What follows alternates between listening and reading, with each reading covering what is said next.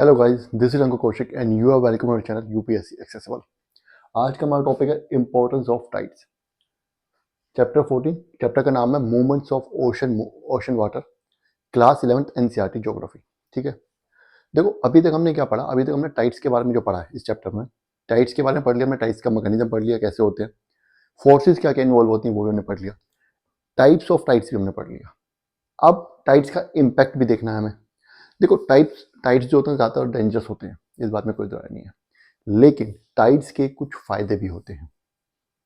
Tides का हम benefit भी ले सकते हैं, उनके फायदे भी होते हैं, लेकिन उन एडवांटेजेस को, जो टाइड्स के एडवांटेजेस हैं, उनको कैश कराने के लिए एक बहुत ही प्रीरिक्विजिट कंडीशन है। वो क्या, कि हमें पता होना चाहिए टाइड्स कब आने वाले हैं। ठीक है, और टाइड्स की एक सबसे अच्छी बात क्या होती है, टाइड्स आर प्रेडिक्टेबल। टाइड्स की सबसे अच्छी खासियत है कि टाइड्स जो होते हैं वो हमें पता होते हैं कि टाइड्स कब आने वाले हैं, कितने आने वाले हैं। यहाँ तक कि हमें ये तक भी पता है कि आने वाला टाइड की कितनी इंटेंसिटी होने वाली है, या बहुत ज़्यादा इंटेंसिटी वाला टाइड्स कब आने वाले हैं, ये हमें सब पता होता है। अब आप पूछोगे ऐसा क्यों? क्योंकि टाइड्स जो हैं वो किस चीज़ पर डिपेंड करते हैं, वो depend on the position of earth, moon and sun. इनकी रिलेटिव पोजिशन पर डिपेंड करता है टाइड्स। और ये तीनों तो पोजीशन जो हैं हमें पता ही है कब कहाँ होने वाली है। अर्थ का हमें पता है कि 365 दिन में वो अपना रेवोल्यूशन पूरा करती है, इतने दिन बाद कहाँ होगी हमें पता है। मून का भी हमें पता है सब कुछ, सन स्टैटिक है ही एक जगह, है ना। तो हमें, क्योंकि इनकी पोजीशन हमें पता है, आने वाले टाइम में भी इनकी पोजीशन क्या होगी वो भी पता है, पहले क्या क्या रही है वो भी हमें पता है ना। तो इसीलिए टाइड्स को भी प्रेडिक्ट किया जा सकता है। यहाँ तक कि ये भी प्रेडिक्ट किया जा सकता है कि कितने इंटेंसिटी का टाइड आने वाला है। जैसे कि हमने पढ़ा है कि जो स्प्रिंग टाइड्स होते हैं, जब अर्थ, मून और सन एक ही लाइन में हो, न्यू मून या फुल मून पे, अगर पेरी जी भी हो, मतलब अर्थ और मून के बीच में डिस्टेंस जो वो मिनिमम हो, तो टाइड की इंटेंसिटी बढ़ जाएगी। अगर उसी दिन पेरी हीलियन भी हो, मतलब अर्थ और सन के बीच की जो डिस्टेंस है वो कम हो, तो इंटेंसिटी और ज़्यादा बढ़ जाएगी। तो टाइड्स जो होंगे बहुत ही ज़्यादा खतरनाक, बहुत ही ज़्यादा हाई इंटेंसिटी वाले टाइड्स होंगे, है ना। तो हमें पता है वो कब होने वाला है, हम अपनी एक्टिविटीज उसी हिसाब से प्लान कर सकते हैं। और वो कौन कौन सी एक्टिविटीज हैं जो हमें प्लान करनी है, देखते हैं। Since tides are caused by Earth, Moon and Sun positions, which are known accurately, tides can be predicted well in advance. क्योंकि टाइड्स जो डिपेंड करते हैं वो अर्थ, मून और सन की पोजीशंस पे डिपेंड करते हैं, और वो पोजीशंस हमें पता है एक्यूरेटली। सिर्फ पता नहीं, हमें एक्यूरेटली पता है, इंच बाय इंच पता है, ठीक है, डिग्री बाय डिग्री पता है हमें। तो इसीलिए टाइड्स को हम पहले से ही वेल एडवांस में अच्छे से प्रेडिक्ट कर सकते हैं।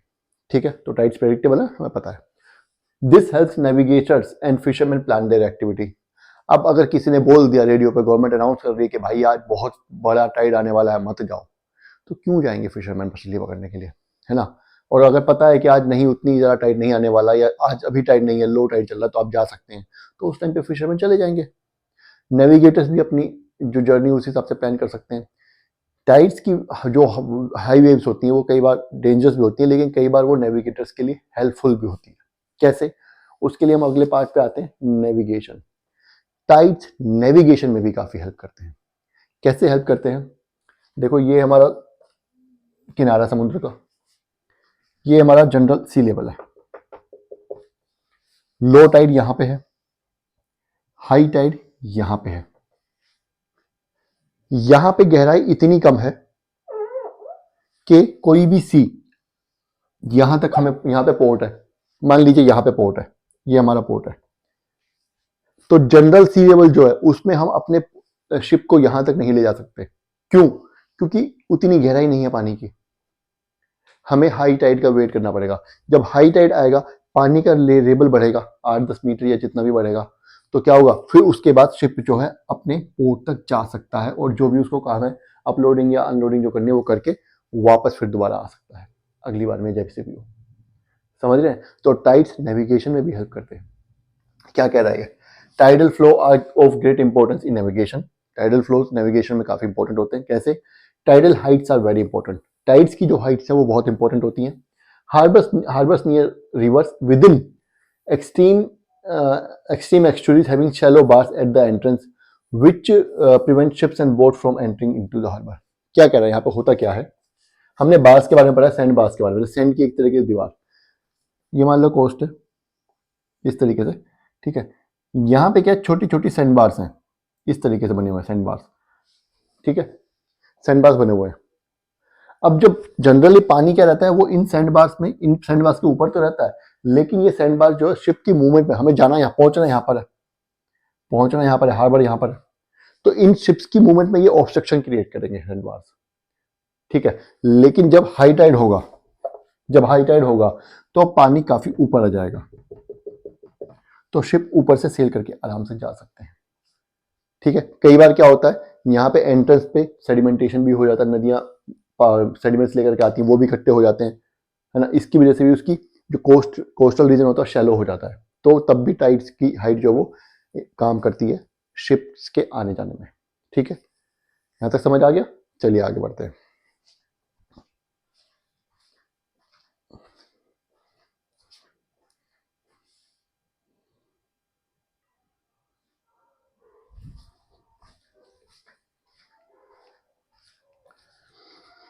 अगला इंपॉर्टेंट जो हमारा टाइड्स का जो इंपॉर्टेंस है या एडवांटेज है टाइड्स का, वो क्या है, वो है डीसिल्टिंग ऑफ सेडिमेंट्स।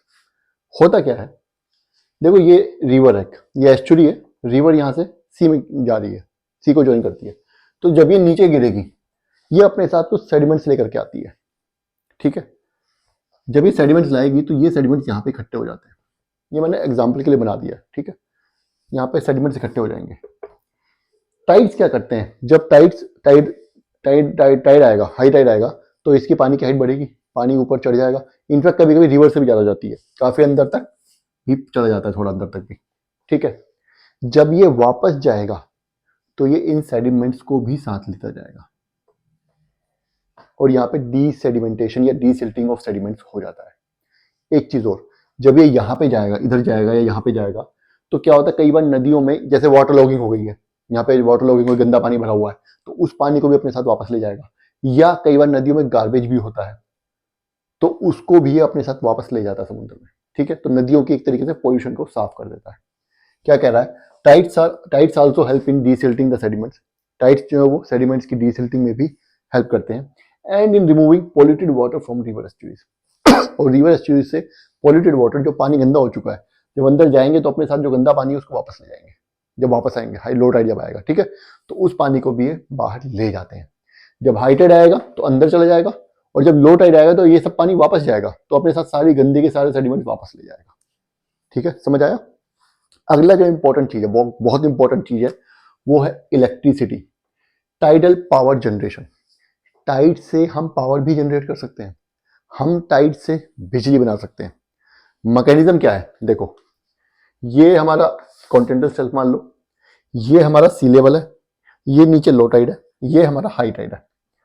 जब हाई टाइड आएगा तो पानी ऐसे ऊपर बढ़ेगा, ऊपर जाएगा, जब ये पानी ऊपर जाएगा, ये इसका, ठीक है, इस तरीके से ऊपर जाएगा, जब ये पानी ऊपर जाएगा तो हमने क्या करना है, हमें यहाँ पे एक टरबाइन लगा देनी है, हमने यहाँ पे टरबाइन लगा दी।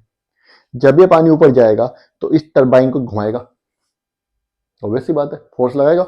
जब ये पानी घुमाएगा इस टरबाइन को, ये टरबाइन हमने आगे डायनेमो से कनेक्ट कर दी, इलेक्ट्रिसिटी जनरेट हो रही है, जो भी उसका मैकेनिज्म है, जो भी उसका प्रोसेस है, ठीक है। तो क्या होगा, ये हमारा टरबाइन से पानी जनरेट होगा, समझ गए, ये हो गया। इस पे डबल फायदा होता है हमारा, कैसे, जब ये पानी यहाँ तक पहुंच गया, हाई टाइड आ गया, ठीक है, तो पानी एक बार जब गया तो टरबाइन घूमी, अब जब लो टाइड आएगा तो ये पानी वापस भी तो आएगा, फिर टरबाइन घूमेगी अपोजिट डायरेक्शन में, फिर दोबारा इलेक्ट्रिसिटी जनरेशन होगा, ठीक है।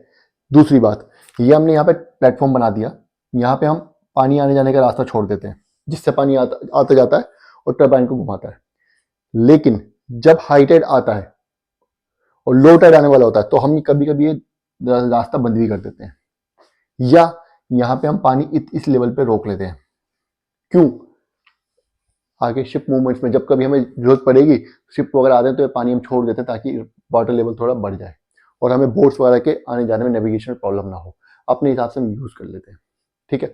तो मेन जो पावर जनरेशन का आपको समझ आ गया कैसे होता है, जब हाई टाइड आती है तो टरबाइन को घुमाएगा वो पानी, जब वो वापस जाएगा तो फिर दोबारा टरबाइन को घुमाएगा, उससे पावर जनरेशन हो जाती है। Tides are use to generate electric power. Tides जो वो इलेक्ट्रिक पावर जनरेट करने में यूज किया जाता है। सबसे ज़्यादा कहाँ यूज किया जाता है? एग्जाम्पल क्या दिया इसने? कनाडा में, फ्रांस में, रशिया में और चाइना में, यहाँ पे यूज किया जाता है। ऐसा नहीं इंडिया ने नहीं किया था। इंडिया में भी गल्फ ऑफ कैम्बे में यूज होता है सबसे पहला, उसके बाद गल्फ ऑफ कच्छ में भी होता है और उसके बाद सुंदरबंस में भी होता है, वेस्ट बंगाल में भी होता है। ठीक है, ये 3 मेजर है। ठीक है, उसके बाद क्या कह रहा है आगे? A 3 megawatt tidal power plant at Durgaduani in Sundarbans और वेस्ट बंगाल इज अंडरवे।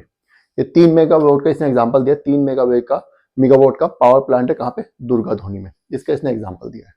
ठीक है, समझ आ गया? ये सुंदरबंस में 3 मेजर रीजन से मैंने आपको बता दिया, gulf of Cambay, gulf of Kutch और सुंदरबन रीजन जो है, यहाँ पे इंडिया में टाइडल पावर जनरेशन किया जाता है। ठीक है, ये वीडियो ही खत्म हो जाती है। ठीक है, ये इनफैक्ट टाइड्स का टॉपिक भी खत्म हो गया। आगे हमारा स्टार्ट होता है ओशन करंट्स। ठीक है, बहुत इंपॉर्टेंट है क्योंकि मूवमेंट ऑफ ओशन वाटर में हमें 2 ही चीज़ें इंपॉर्टेंट पढ़नी थी, टाइड्स और ओशन करंट्स। तो ओशन करंट्स हम नेक्स्ट क्लास से स्टार्ट करेंगे। ठीक है, उसके बाद फिर ये चैप्टर भी खत्म हो जाएगा, फिर इनफैक्ट ये सेक्शन भी खत्म हो जाएगा। उसके बाद फिर नेक्स्ट सेक्शन स्टार्ट होगा, लाइफ ऑन अर्थ। तो पहले तो ओशन करंट्स देखते हैं, नेक्स्ट हम वेट करते हैं। तब तक आपको क्या करना है? तब तक आपको वीडियो देखनी है। कुछ समझ नहीं आया तो कमेंट कर दीजिएगा, मैं वो टॉपिक दोबारा बता दूंगा। ठीक है, बाकी वीडियो को लाइक करना और चैनल को सब्सक्राइब जरूर करना है। Thank you.